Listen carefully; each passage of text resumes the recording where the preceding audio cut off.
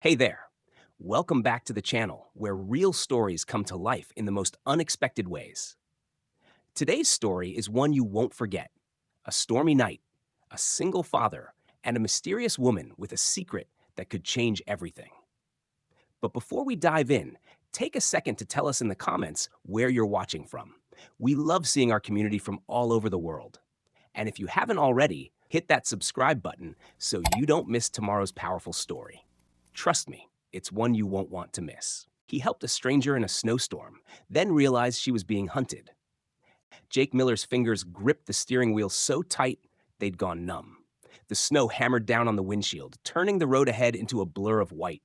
His old pickup truck groaned with every mile, the heater long dead and the fuel gauge dancing on empty. In the back seat, 5-year-old Noah curled under a thin blanket, shivering quietly. Jake's heart ached. He had nothing left: no job, no money, and barely enough gas to get home. The only thing keeping him moving was the thought of making it back safely, of tucking Noah into bed and pretending, just for a moment, that everything was okay. Then he saw it. Up ahead, on the side of the snowy road, a car sat with its hazard lights blinking through the storm. Inside, a woman hunched over the steering wheel. She looked lost, cold, desperate. Jake slowed, hesitating. Helping her would mean burning the last of his gas, maybe even getting stranded himself. But driving past? Leaving her out here alone? That wasn't who he was. Even when life had been cruel to him, he couldn't be cruel back. He pulled over. The wind smacked him in the face the second he opened the door. Snow swirled around his boots as he trudged toward the other car. The window rolled down just a crack. Thank God, the woman breathed. She had soft features, but panic lined her eyes. My car's dead. No heat. No signal. I've been sitting here for hours. Her hands were already turning red from the cold. She was bundled in a coat, but it wasn't enough. Not in this kind of weather. Jake didn't ask questions. He didn't need to. Come on, he said, opening his passenger door. It's freezing out here. She hesitated. I don't have any cash. Jake almost laughed. I'm not a taxi. Just get in. She stepped out, nearly losing her balance as the wind slammed into her. He reached out to steady her. She was lighter than he expected, fragile even. But there was something else in the way she moved, something that didn't quite fit. She climbed in, rubbing her hands together. I'm Rachel, she said softly. Jake nodded, turning the key. The engine coughed, then started. I'm Jake, he said. Hang on, it's going to be a long night. As the engine rumbled and the snow whipped across the windshield, Jake kept one eye on the road and the other on the gas gauge, still dangerously low. Rachel sat in silence beside him, rubbing her hands together and blowing warm air into her palms. The truck's heater barely worked, but it was better than being stranded out there in the freezing dark. Jake stole a glance at her. She looked calm, maybe too calm, considering she'd just been stuck alone in a snowstorm. You live around here? He asked, more to fill the silence than anything else. She hesitated. Not really. I was just passing through. Jake raised an eyebrow but didn't push. He'd met enough people with secrets to know when not to ask questions. Still, something about her didn't sit right. She was dressed too well. Her coat looked expensive. Her boots, brand new. Not the kind of thing you'd wear for a road trip through the mountains in the middle of a blizzard. The gaslight flickered on. Jake's stomach tightened. He let out a breath and muttered, "Damn." Rachel looked over. Something wrong? He gave a short nod. We're almost out of gas. I was supposed to make it home, but... He trailed off. Saying it out loud made it feel worse. He had a little boy waiting for him. A cold house. No money. And now, a stranger in the passenger seat. Rachel sat up straighter. There's a gas station about a mile back. I remember passing it. Jake shook his head. Even if we get there, I've got nothing to pay with. Cards maxed, wallet's empty. I was hoping to make it on fumes. Without a word, Rachel reached into her purse and pulled out a sleek black credit card. I've got it. Jake froze. His pride screamed at him to say no. He didn't want charity, not from anyone. But then he thought of Noah, curled up under that blanket, probably still waiting for the sound of his truck pulling in. He sighed. Fine, but I'm paying you back. Rachel gave a soft, knowing smile. Okay. The words were simple, but something about the way she said them sent a ripple down his spine. Jake put the truck in gear, heading toward the gas station. He had no idea he was driving deeper into a storm far bigger than the one outside. They made it to the gas station just in time. Jake barely coasted the truck to a stop as the engine sputtered and died. He let his head fall against the steering wheel, exhaling in exhaustion. Rachel didn't wait. She jumped out into the snow, disappearing inside the tiny convenience store. A few minutes later, she returned with a receipt in one hand and a look of quiet satisfaction on her face. "Tank's full. You're good to go." Jake blinked. "You didn't have to." "I know," she interrupted, climbing back into the truck. "But I did." He wanted to argue, but he didn't. Instead, he turned the key again. The truck roared to life, barely, and they pulled back onto the icy road. Jake glanced at Rachel. She stared out the window, her face unreadable. Something about her still didn't add up. She was too calm, too prepared. And that black card?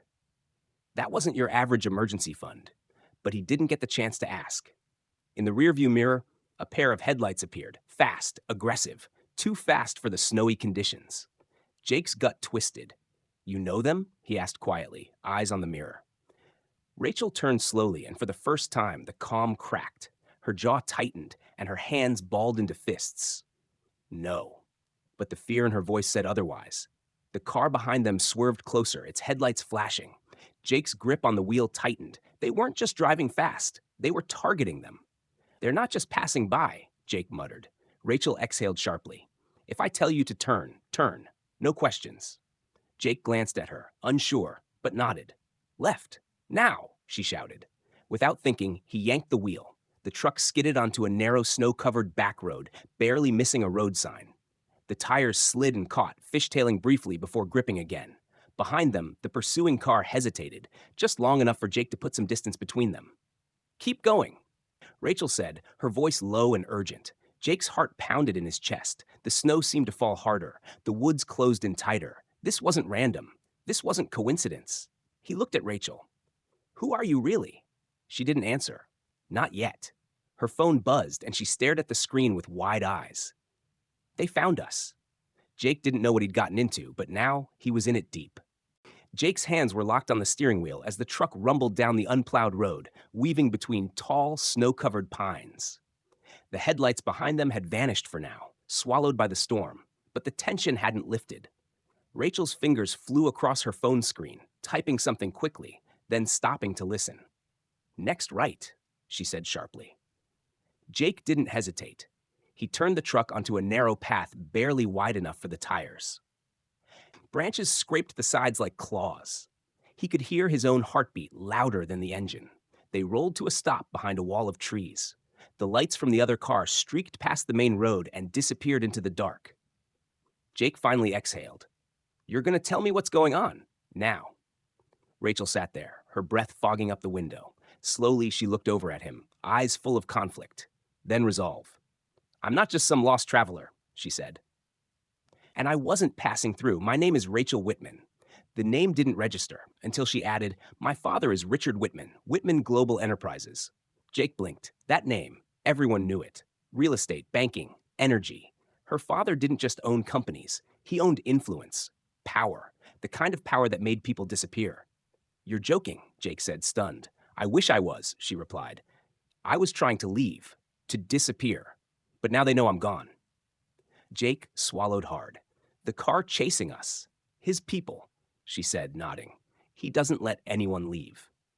Jake looked ahead into the woods. Snow was falling heavier now, muffling everything but the sound of fear crawling up his spine.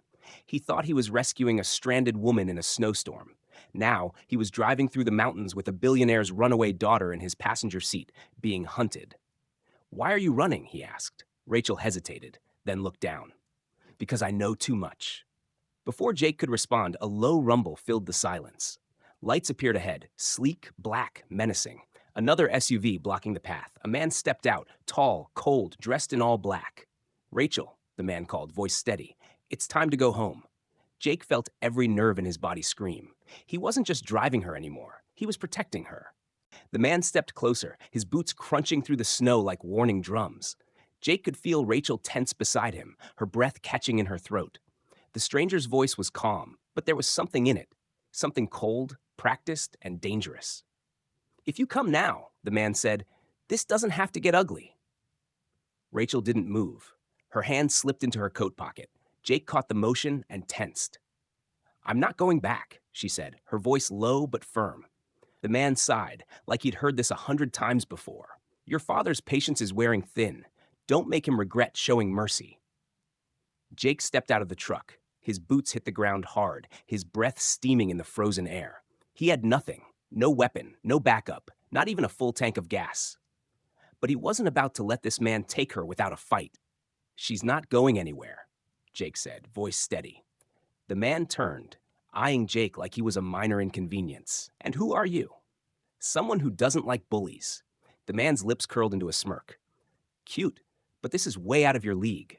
Rachel suddenly pulled out a small device and pressed a button. A sharp alarm blared from the SUV behind the man. His smirk vanished. What did you do? She raised the device.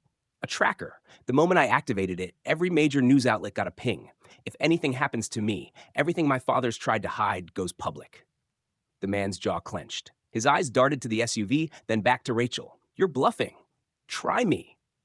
There was a long pause, thick, heavy. Snow drifted between them like dust in a frozen battlefield. Finally, the man stepped back. You've made your point, for now. He climbed back into the SUV. The engine roared, and within seconds the vehicle disappeared into the blizzard. Jake turned to Rachel, heart pounding. Are you okay? She nodded, but her eyes were distant. We bought time, that's all. He looked down the road, then back at her. So, what now? Rachel hesitated, for the first time unsure. I don't know. Jake climbed back into the driver's seat, looked at her, and smiled faintly. Then let's figure it out together. For the first time, she smiled back. Not in fear, but in hope. If this story made your heart race, or left you wondering what you would have done in Jake's shoes, we'd love to hear from you. What do you think about Jake's decision to help a stranger, even when he barely had enough to take care of himself and his son? Would you have pulled over that night, or kept driving? And what about Rachel? Do you think she made the right call standing up to the people chasing her, or was she putting others in danger? Drop your thoughts in the comments below. We read every one of them, and your perspective matters. Whether you're watching from the US, Europe, Asia, or anywhere around the world, let us know where you're tuning in from. This channel is built around real emotions, moral choices, and unforgettable moments, and your voice makes it even more powerful. And don't forget, if you want more stories like this, full of tension, sacrifice, and unexpected hope, hit that like button and subscribe. Tomorrow's story might just top this one, and you won't want to miss it. So go ahead, scroll down, and share your thoughts. We're listening.